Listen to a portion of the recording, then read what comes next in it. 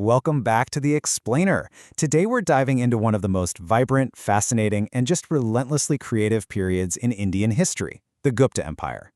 If you've ever wondered how a civilization levels up from just trying to survive to suddenly exploding with groundbreaking art, science, and philosophy, well, you're exactly in the right place.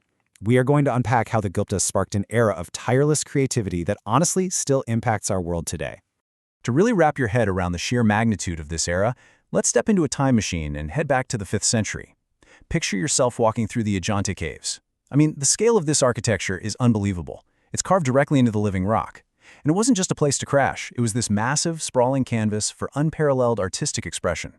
But the thing is, their creativity wasn't limited to what they could carve out of a mountain. It spilled over into governance, science, and even metallurgy in ways that still have modern researchers scratching their heads. For instance, we're faced with this absolute mind-bender of a historical mystery. Think about it. You leave a bicycle out in the rain for a year, and it's going to be covered in rust, right?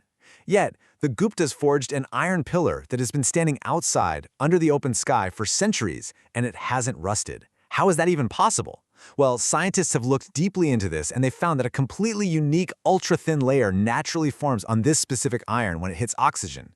It literally protects itself from corrosion. It's an absolute masterclass in ancient metallurgy.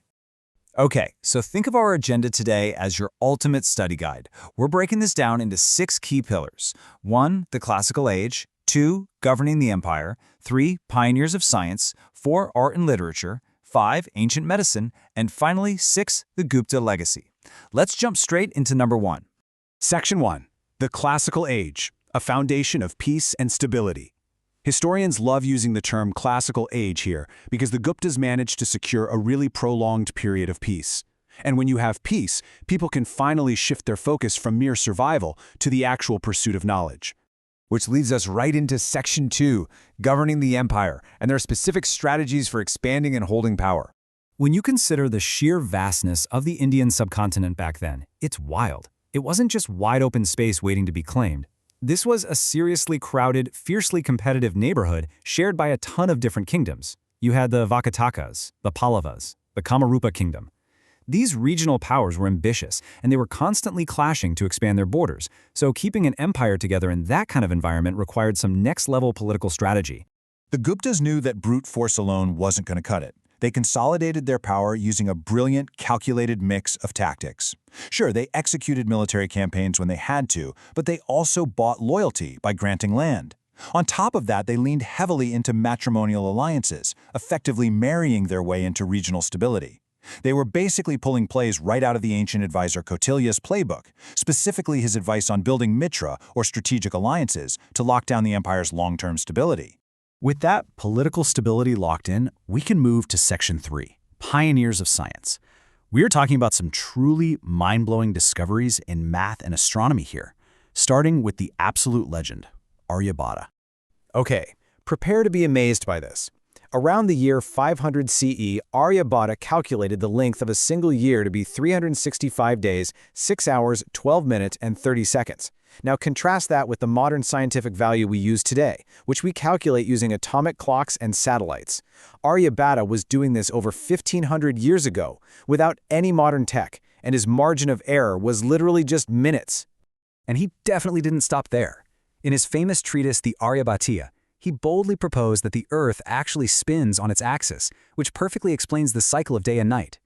He accurately broke down the science behind solar and lunar eclipses, totally tossing aside the mythological explanations of the time. He even gave a remarkably fair estimate of the entire size of the Earth.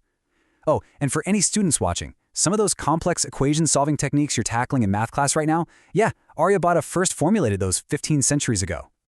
But while Aryabhata was out there dropping mind-bending astronomical knowledge, he wasn't the only genius in the room. You also had Varahamihira, another absolute powerhouse. He wrote the encyclopedic Brihat Samhita, which is this flawless blend of sharp logical reasoning and deep traditional knowledge. The guy wrote the book on everything from astronomy to architecture and even weather forecasting and agriculture. Let's shift gears to Section 4, art and literature.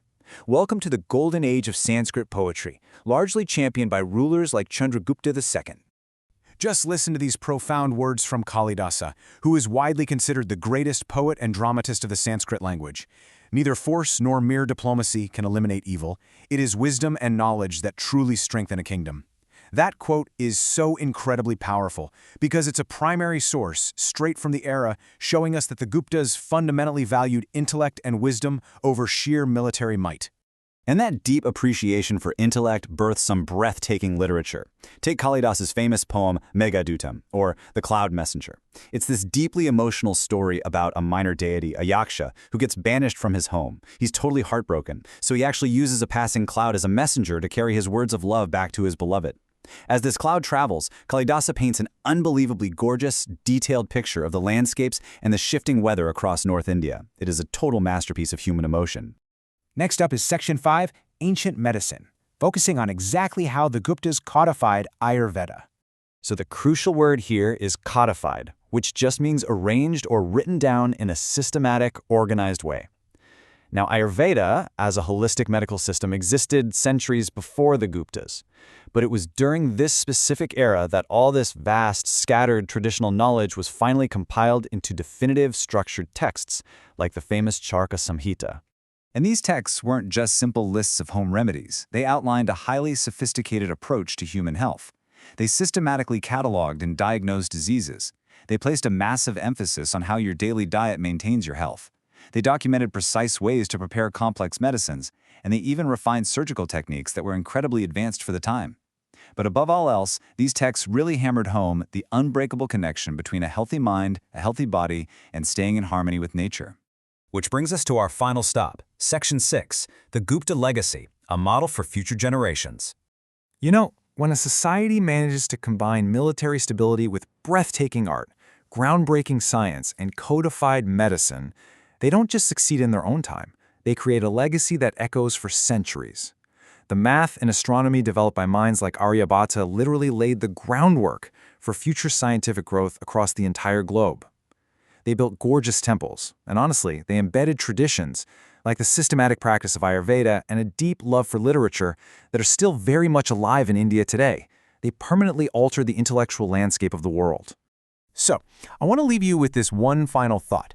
The Guptas laid down foundations in science, art, and medicine over 1,500 years ago, and we are literally still talking about them and using their discoveries today. It begs the question, what knowledge, what creations, or what art from our current era do you think will survive to shape the world 1,500 years from now? Really makes you appreciate the enduring power of human creativity, doesn't it? Thank you so much for joining me on this explainer, and keep exploring.